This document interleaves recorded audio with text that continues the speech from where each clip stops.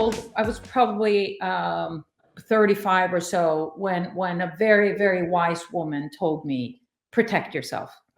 Meaning like you have to watch out so that you don't get like you expose your emotions too much, or that you don't, and it's but it is a fine balance. But all I could say to any woman who listens to this is make sure you have a mentor. Make sure you have people who you trust, who you can talk to about these things.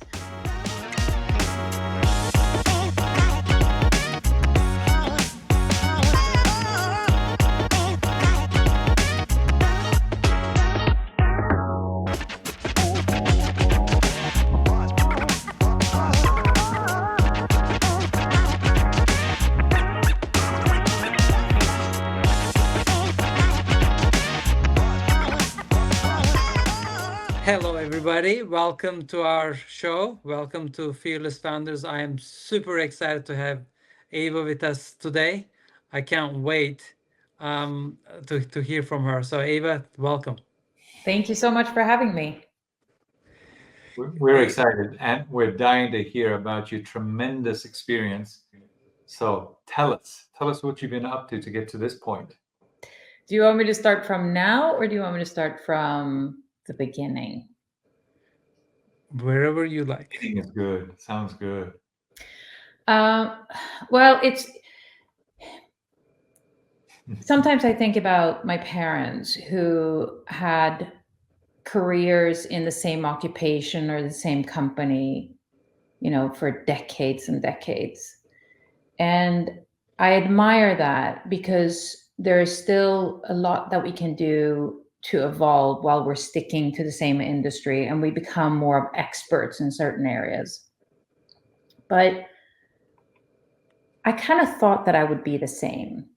And so from the very beginning, like I'm born and raised to be a fairly conservative person who doesn't take great risk. And some people very close to me would say that I get cold feet when I feel like the risk is getting too imminent. So I was thinking that I would probably have, a career in one type of role and do that for a long time. And in the mid 90s, I came over to the United States, and I wanted to just explore a different part of the world. I wasn't even sure where I was going. And I landed in San Francisco, and I worked in a family for the first, few months. And I was driving around and I'm like, boy, this is a lot of companies like in one place. What are these companies? And it turned out I was in Silicon Valley, which I'd never heard of before. And so after a while, I was like, okay, this is a really cool place. Like I feel very, very free when I'm in California. And obviously it had to do with the fact that there was no connection to any other parts of the world other than where you were, right? I would call home on Sunday nights and whatnot. And there was not this constant flow of communication around the globe that we're used to these days. But I had this really good feeling. So I was like, okay, I should try to find a job here. So I knocked on doors until I found my first job in the tech industry. And it was a sales job. And I got it because I spoke some languages. And so I could do something that some Americans couldn't do. And I started to sell towards resellers all around the world with the support of an amazing manager who I had, who was the VP of international sales. And that led me into the technology sector. And I didn't know, I had studied business in Stockholm, Sweden, and I had no idea what technology was all about. But I quickly got, to a point where I wanted to get my hands on it. Like I wanted to actually understand not only what it was used for, but also how to use it, how to deploy it, how to set it up. I wanted to be able to speak about it intelligently when I was selling the technology. And we could all discuss how intelligent that was. But anyway, I made an attempt. Then pretty soon after that, I actually met with one of our resellers who was covering Eastern Europe. And one thing led to the next. And we actually started a software company and I moved over to the East Coast because our programmers were overseas, and sitting in California and having programmers overseas was too big of a, was too big of a time difference. And that company was acquired by Autodesk just about 18 months afterwards, 2 years afterwards. And then we started another software company called Sambolic. And that is like, Sambolic was 15 years. And that's the majority of my career, right? Or so I thought. And I thought that, okay, I'll be in this software space. We were building a clustered file system. So for anybody who is interested in cloud solutions, you know that the file system sits between the operating system and the hardware. And then it was in the beginning of virtualization. So we were virtualizing servers, and we were virtualizing networking, and we were virtualizing storage. And then we started to build geo-distributed clusters as cloud solutions. And this is before cloud, right? So nobody really understood what we were doing, but we were having a good time, and we did have enough clients, enough customers to actually make some money. And the same thing there. Like, the way I learned was by being coached to pull cables, to install motherboards and servers, to install fiber channel cards, to bring these enormous storage units into the office and putting the whole thing together before we shipped it out to clients. I mean, we did so much hands-on, that's my technical schooling. So I'm by no means an engineer. And every Sunday I would break down and cry because I was not an engineer. And my co-founder would say, well, listen, we do have enough engineers on staff, so let's not worry about that too much. And then we were acquired by Citrix in 2015. And my world kind of fell apart because I had identified very closely with the business I was building. And we had both, my co-founder and I had decided that we were not going to get so emotionally involved. But after 15 years, the company is in fact like an extension of you. And so it was really hard. And I did take the time. I did do the work, and I did try to figure out, like, what do I want to do now? What can I contribute? Where's my value?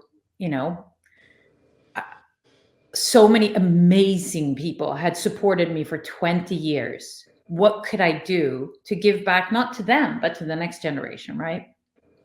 And so I started something called EQ Inspiration, because of course I had to start another company.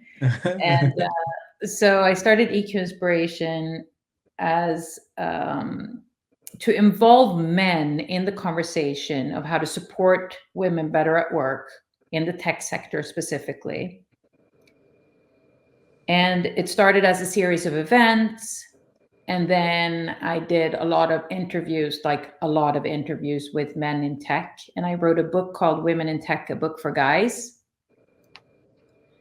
And then I talked about that for a few years, until 2 years ago when I started the next thing. But I'll stop there because there was like a lot. Where I wanted to get to with all of this is that I ended up not sticking to one industry. But because I started in tech, and everything that's happening in this world is connected to tech in one way or another, I have a good starting point. So it doesn't really matter that I'm now moving into yet another industry. This is amazing. Thank you for being so real and open. That I think, you and I met when I was exiting my startup.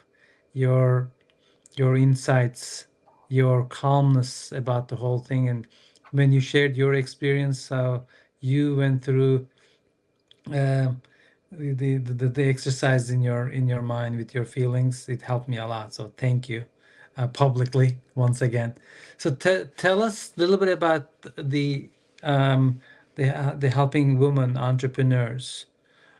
Is there anything that you can share with us that will help encourage more women or any founders to pay attention from your your experiences and your learnings? I think that there's, I guess, especially when we're younger, right? We're very willing to make a lot of mistakes. We don't have to make all the mistakes ourselves. It's perfectly fine to learn from other people's mistakes. And the enthusiasm and the ambition to start up a company is absolutely necessary. But if you're willing to listen to what other people have experienced or other difficult things that other founders have gone through or successes that they've had, or it's really as important as it is to talk a lot when you're a founder and be passionate about what it is that you're trying to do, it's equally important to listen.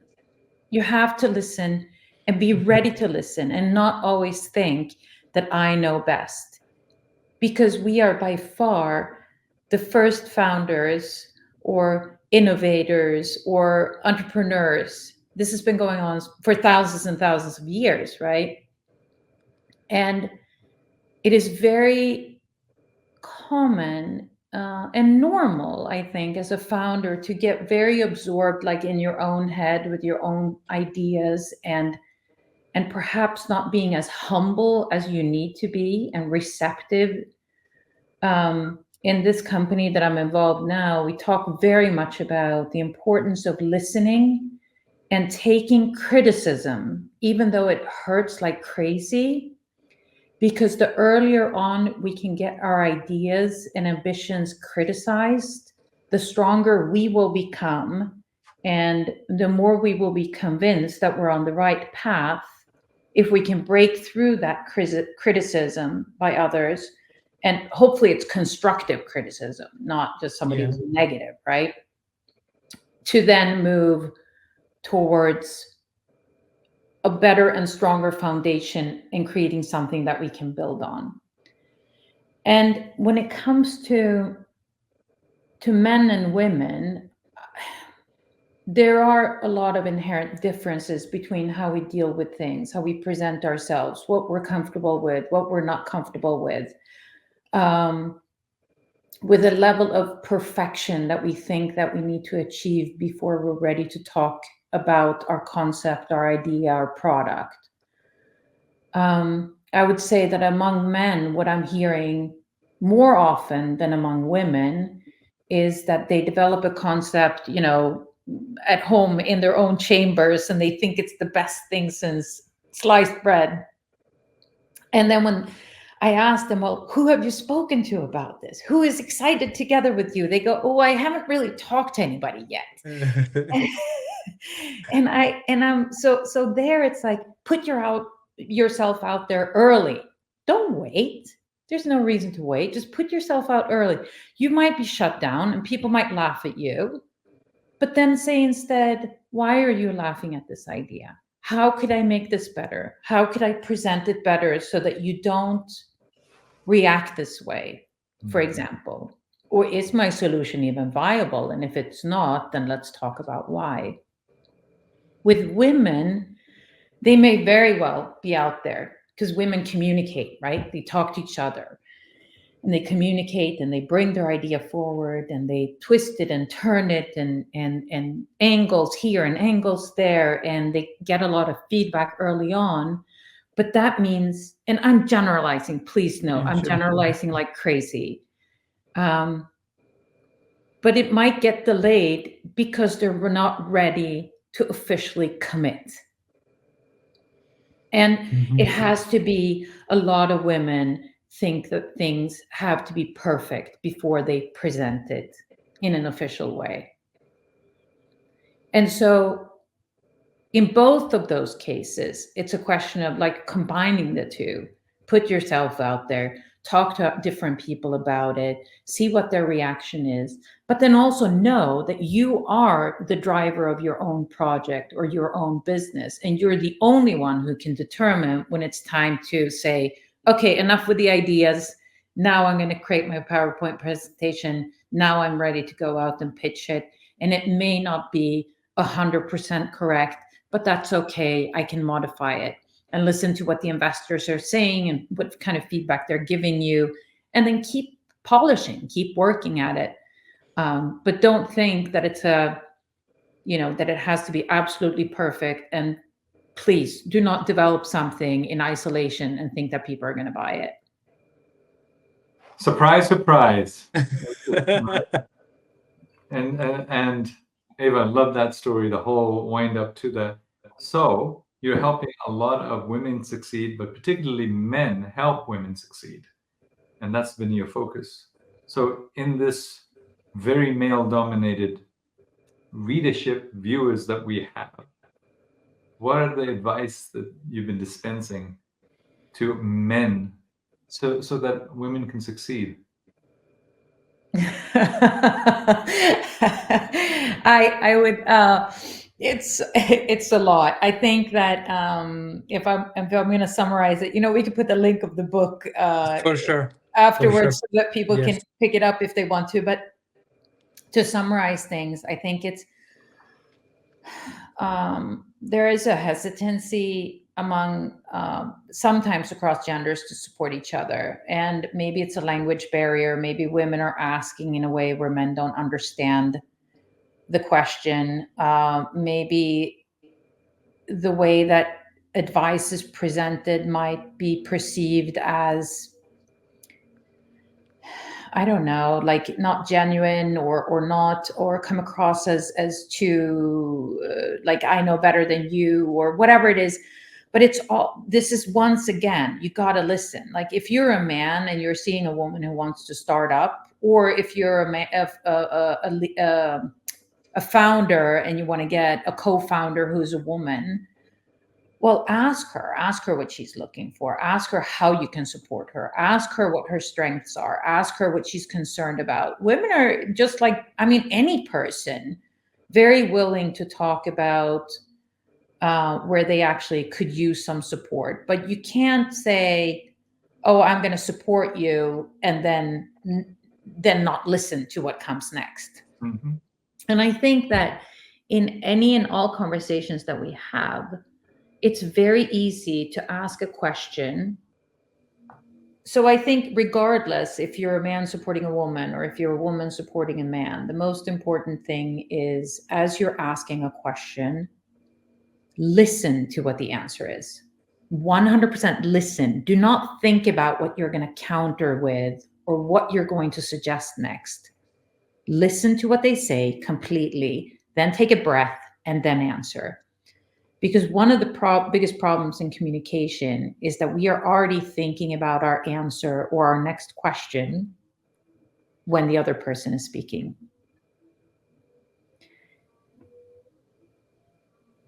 Mm-hmm. See? Good job. You didn't counter right away. We knew it was a test. It's about... No, but and also to talk about there are delegations that come from different countries, and there are programs set up for female entrepreneurs in Silicon Valley. And I have had the amazing opportunity to speak to a lot of the female entrepreneurs that have come in. There's really not much of a difference between them or any male entrepreneurs that I'm meeting. But when they come through delegations like that, where it's a coordinated program, they are extremely well put together, meaning they are being taught how to talk about what it is that they're going to sell or what they want to put on the market. And it's incredibly fascinating.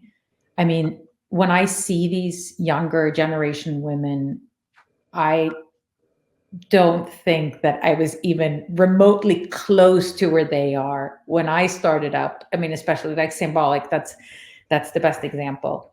The first software company that we did, I think we made all the mistakes that you can possibly make, every single one of them. And we got, it was an exit, but it wasn't like a slick or elegant exit at all. It was pretty messy and it hurt pretty bad. Uh-huh. but the second time around we had learned, right?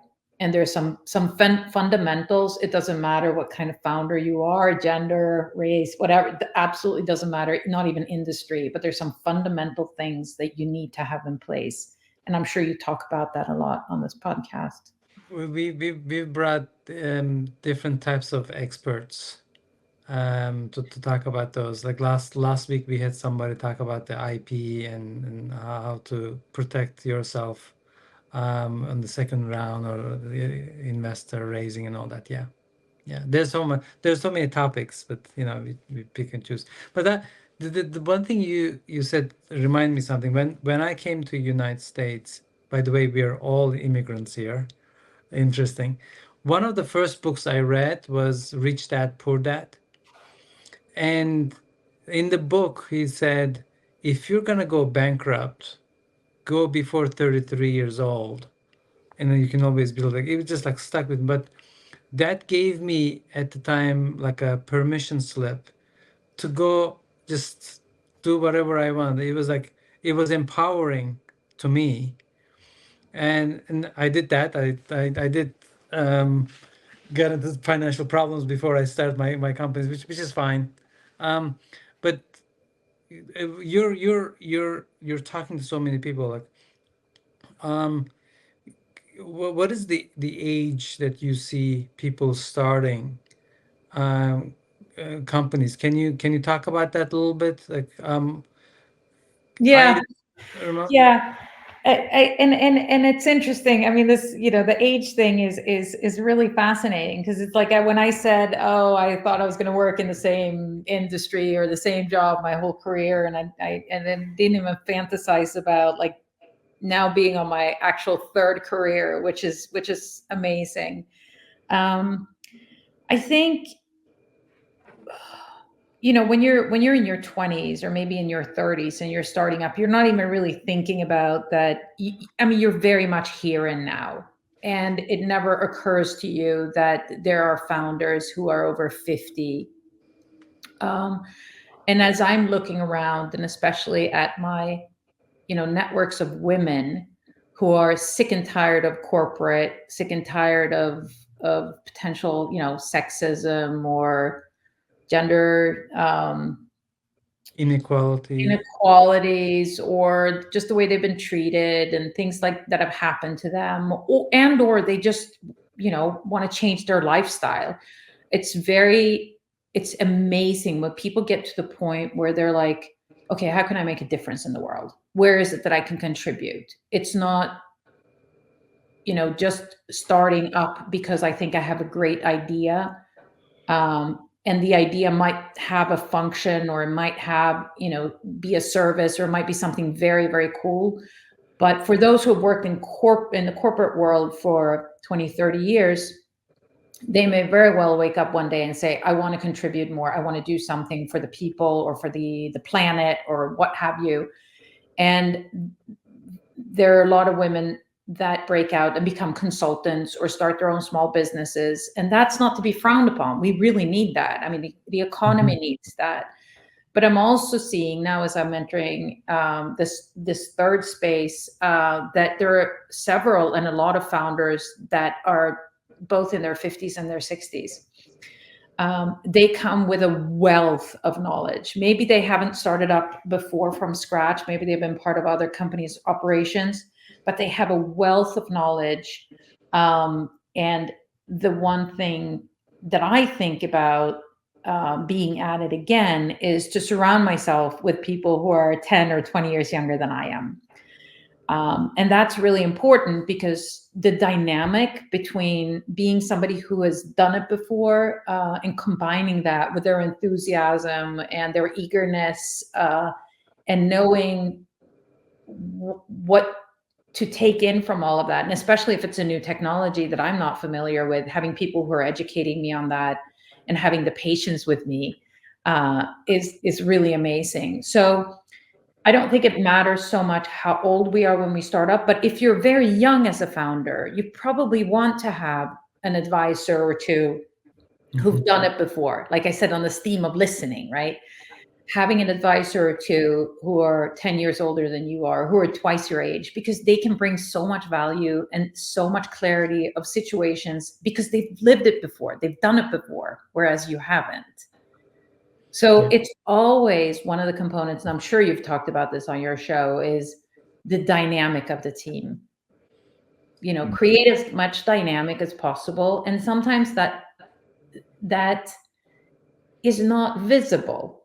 I talk a lot about gender differences. There's a lot of racial differences. There's different backgrounds and different cultures, but there's also different educations, different knowledge, experiences that we've had over the years. And on the team where I am now, there's 5 of us, and we couldn't be more different. And it creates long discussions, and we talk about things over and over and over, and it takes us longer to make decisions. But when we have made a decision, we are pretty damn convinced that it's right. Good. If I can, I just had a conversation with a female executive, and she asked me a question that my answer was, I think, accurate, but it still wasn't very satisfying. She said, I'm surrounded by a lot of men, and she's just in her mid-30s and very smart, driven, attractive. And she goes, I've learned that I've always got to worry about how I present myself all the time. I can't even wear what I would like to wear, which is more feminine clothing, because I don't want to give off any airs to anyone that I'm flirting or anywhere near that level of trying to get attention. I'm not. So I've conceded that I will have to dress differently in the professional environment, because that's my lot. That's the way it is. I cannot. I want to be me, but I cannot. What advice would you give? She says to me. What advice would you give to her? What did you say? I said, I believe you are correct. I would encourage you to be you, but to the point that you are feeling kind of bottled up and reduced in your effervescence. I hope that doesn't shrink your talent, reduce your magnificent you, but it's a real thing that the male to female, the attraction, the natural chemistry that happens to a man at the slightest thought that an attractive professional who's a female would even give any hints. I'm sorry, you're just going to have to be aware of that and unfortunately bottle it for a bit. But it was all clothing related, mindset related. That's what I told her. It's not the best answer, but I've talked to enough other executives, ladies, and they've said you got to walk that line between being a feminine, a twirly, ruffles, and going on the other side of just very masculine kind of energy look. You just have to walk the line between the two. So that's all I could say. What are your thoughts? I agree. It wasn't satisfying. No. It's such a long discussion, and it is so individual, and it's so, when you're in your mid-30s, and there has to be a strategy around it. Yes. There has to be, and whatever that strategy is, if it is dressing down, or if it's,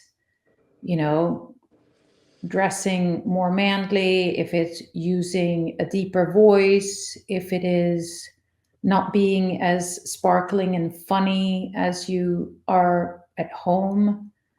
And this is also, another story I often share is, as a child, my dad, he's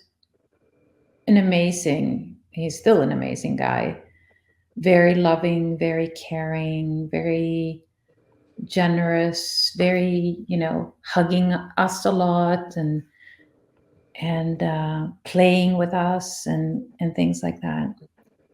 And then we would have, when we got a little bit older, and we were living abroad, and there was a lot of, dinners where they had to represent the business in this country. And so there was a lot of people coming to the house for formal dinners and stuff. And my dad had a different voice when he was talking to these people for work. And I always thought about that, how it was almost like two personalities, one for at home and one for work. And we would joke about it a lot. And I think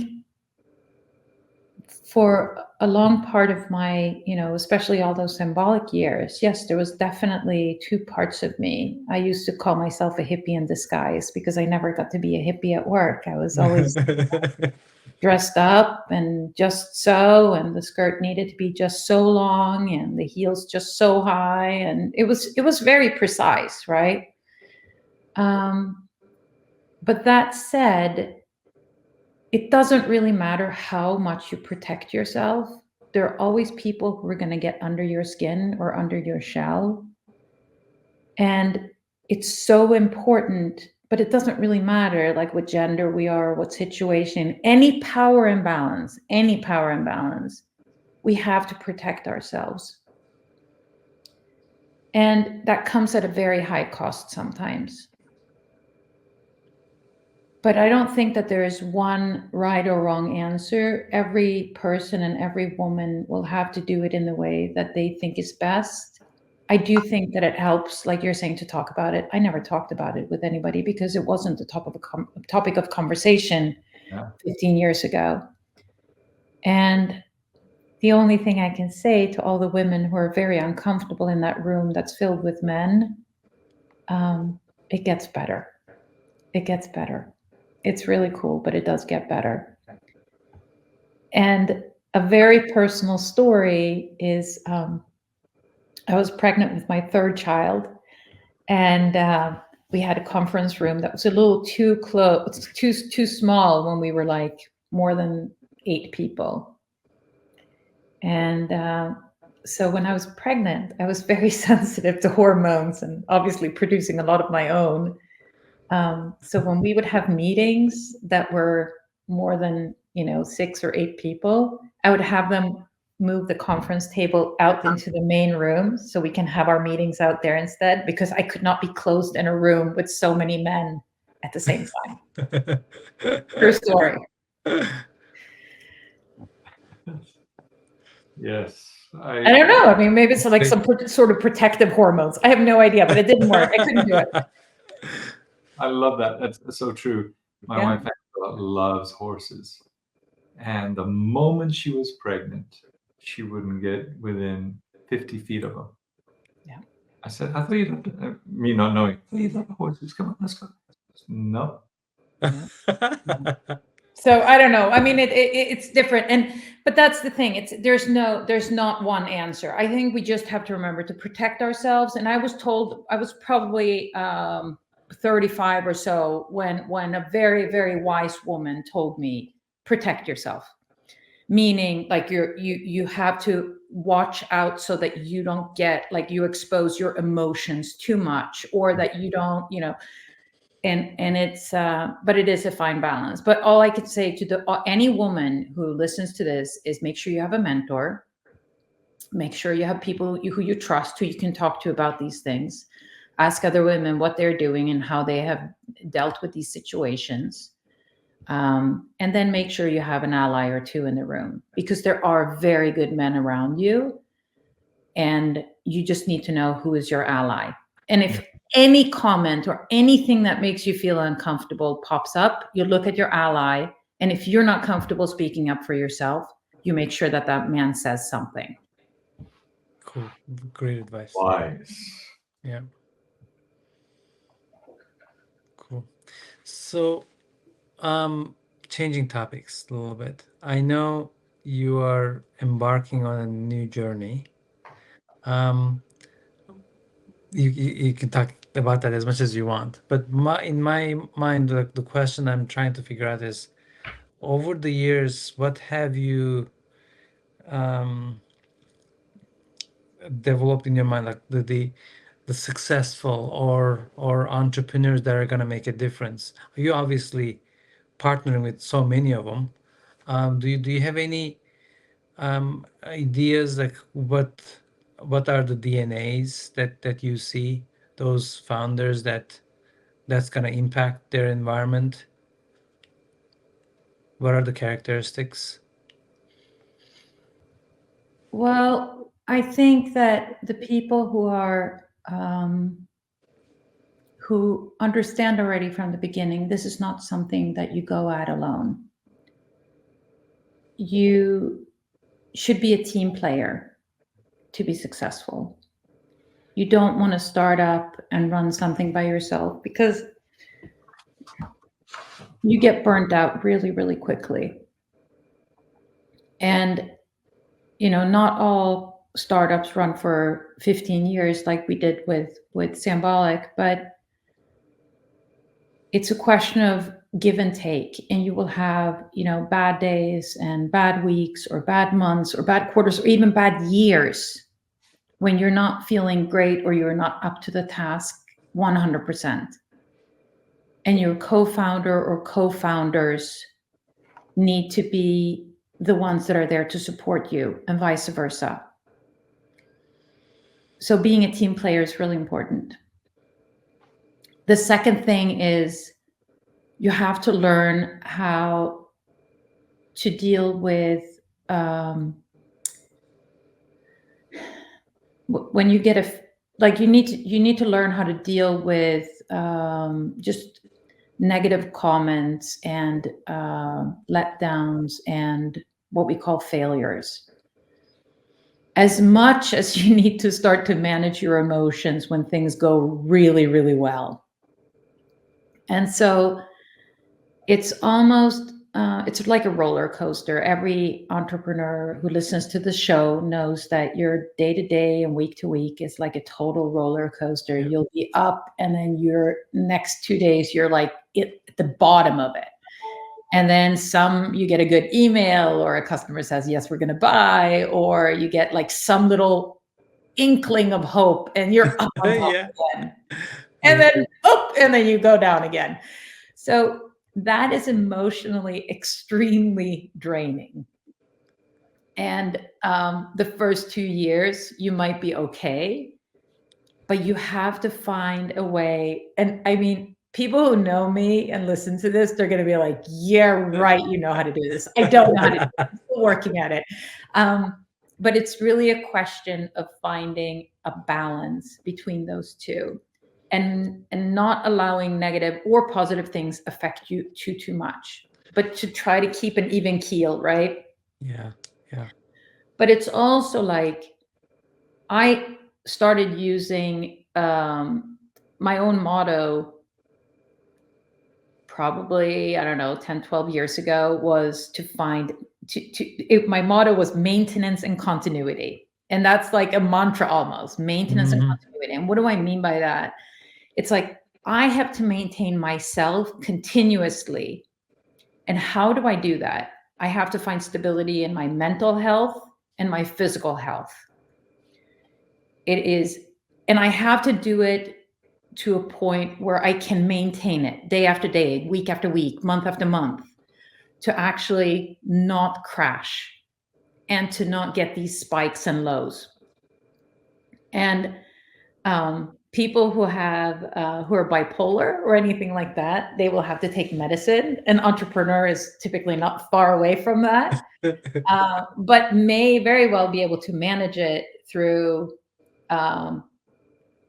mental exercises and a lot of physical exercise. And not everybody's extreme. Like I'm extreme. Like I had a bunch of repairs because I blew up my knee skiing and stuff like that a year and a half ago. But I'm now boxing, right? And my mother is like, please, remember that you shouldn't be. You're over 50, and please. And I'm like, no, it's really great, and I'm boxing and learning how to do sparring and all of that stuff. So I have an addiction to training and exercising and working out and skiing every day for 6 months in the winter, and I'm always at it. And so, but it doesn't have to be that. It can be a brisk walk during lunchtime. It can be an early morning hike to clear your head and to think about things that you want to accomplish this week or this month or this year. Being out in nature, just breathing fresh air, going for a bicycle ride, taking a walk on whatever it is. It's really important to move and not think that your creative ideas and your best thinking is going to come when you're sitting still. Get out and move. And it, like I'm saying, it doesn't have to be something that's super strenuous or crazy, but it has to be something that you can maintain, that you can do day after day after day. Mm-hmm. And don't miss a beat on that. And when it comes to the mental parts, just going out for a walk or getting your exercise will give you a lot of that stamina, because the grit and the stamina that's required in order to sustain the ups and downs can only be generated by doing something proactively. You will not learn that just by being in it. That will burn you out. You have to do something else to counter it. And so my recommendation is, get outside, move, and if you can, start doing some sort of meditation or mindfulness exercise. This is golden. We've been I have something to say here. I realize when you're saying this, 'cause, like, even though I didn't exercise a lot, I had the need to do some activities that completely took my attention from everything else. Like Bino and I start doing snowboarding. Like if I'm not in the moment paying attention, I'm just gonna crash somewhere.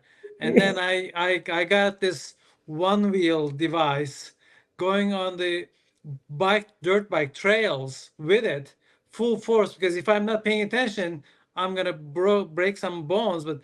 But that was for me like how to get away from everything else that I've been thinking 24/7, right?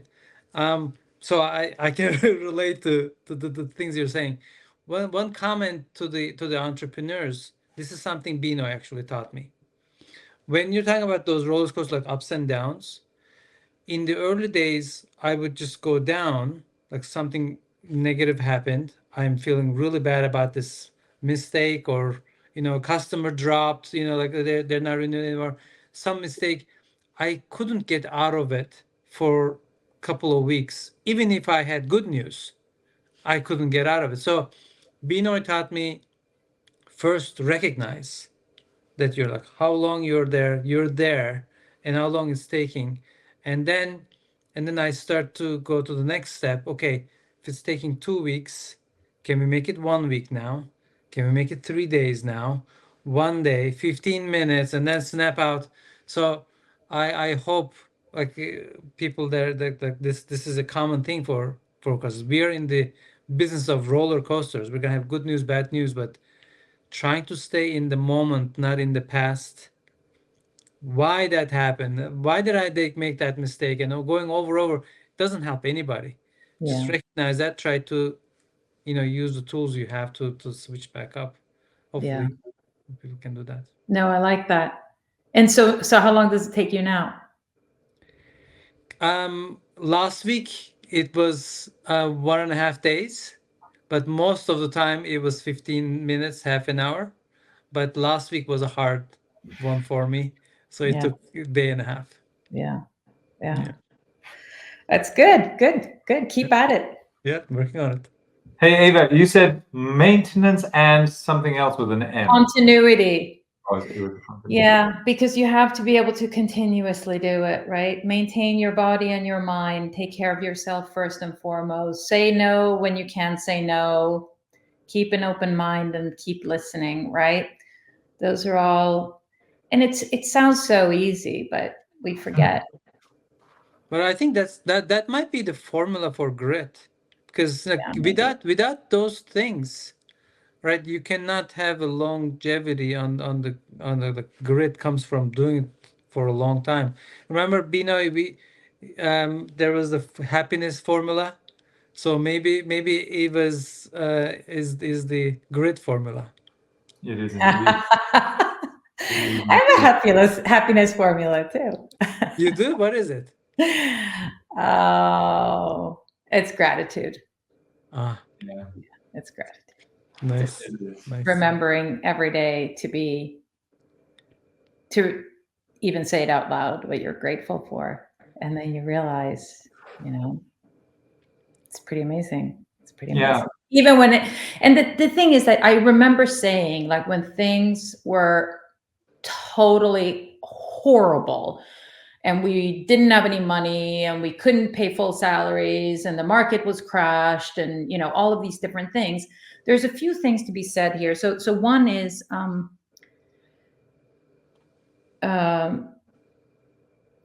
I would basically say to my co-founder and to anybody else who would listen, it doesn't get any better than this, even when things were horrible.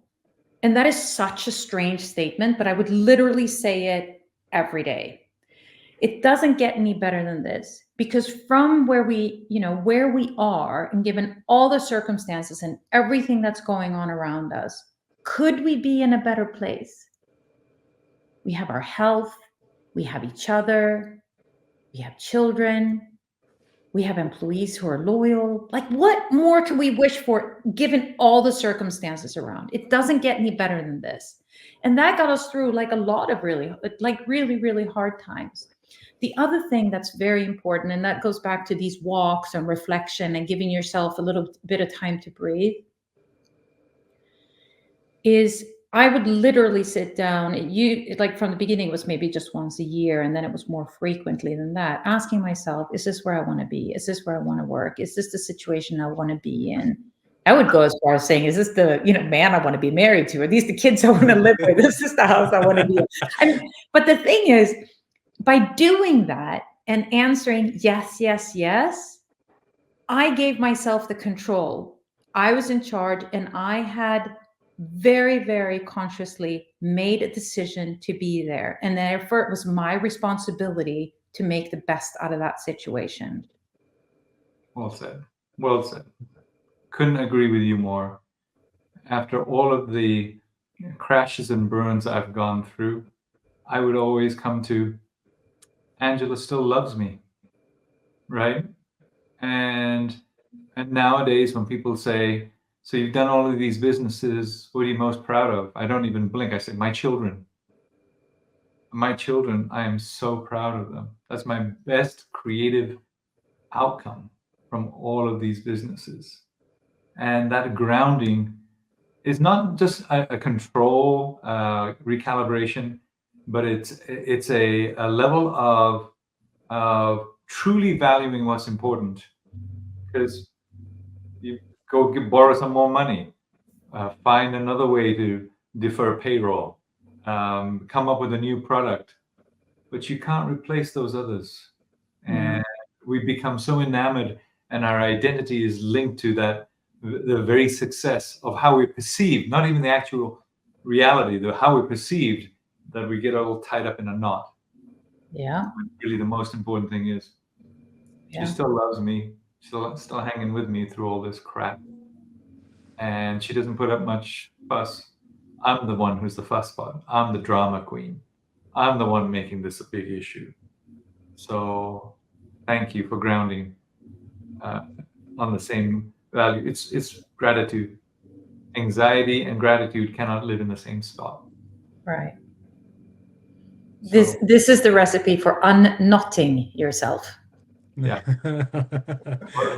Yeah.